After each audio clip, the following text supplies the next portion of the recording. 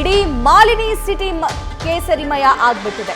ಇನ್ನು ಕಾಂಗ್ರೆಸ್ ಅಧಿಕಾರಕ್ಕೆ ಬಂದ್ರೆ ಎಲ್ಲದರ ಎಕ್ಸ್ರೇ ಮಾಡ್ತಾರೆ ಅನ್ನುವಂತಹ ಟೀಕೆ ಮಾಡಿದ್ದಾರೆ ಮೋದಿ.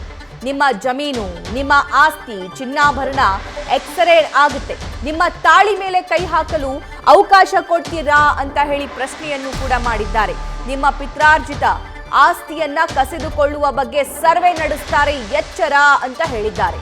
ಮೋದಿ ಇರುವವರಿಗೂ ಇಂತಹ ವಿಚಾರಗಳನ್ನ ಬಿಟ್ಟು ಬಿಡಿ.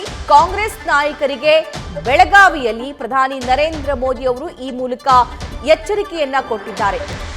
ಸ್ಯಾಮ್ ಪಿತ್ರೋಡಾ ಅವರ ಹೆಸರನ್ನ ಉಲ್ಲೇಖ ಮಾಡದೆ ಅವರು ಮೊನ್ನೆ ಆ ವಿಡಿಯೋದಲ್ಲಿ ಇಟ್ಟಂತಹ ಮಾಹಿತಿಯನ್ನ ಪ್ರಸ್ತಾಪ ಮಾಡಿದಂತಹ ವಿಚಾರವನ್ನ, ಈ ಹಿಂದೆ ಕಾಂಗ್ರೆಸ್ನ ನಾಯಕರ ಜೊತೆ ಡಿಸ್ಕಸ್ ಮಾಡಿರುವಂತಹ ಎಲ್ಲಾ ವಿಚಾರಗಳನ್ನ ಇಲ್ಲಿ ಮತ್ತೊಮ್ಮೆ ಪ್ರಧಾನಿ ನರೇಂದ್ರ ಮೋದಿ ಅವರು ಪ್ರಸ್ತಾಪ ಮಾಡೋ ಮೂಲಕ ಇನ್ ಕೇಸ್ ನೀವೇನಾದ್ರೂ ಕಾಂಗ್ರೆಸ್ಗೆ ವೋಟ್ ಮಾಡಿದ್ರೆ ನಿಮ್ಮ ಪಿತ್ರಾರ್ಜಿತ ಆಸ್ತಿ ಹೋಗುತ್ತೆ, ಈ ಎಲ್ಲಾ ವಿಷಯಗಳನ್ನು ಕೂಡ ಈ ಸಂದರ್ಭದಲ್ಲಿ ಮತದಾರರ ಮುಂದೆ ತೆರೆದಿಟ್ಟಿದ್ದಾರೆ.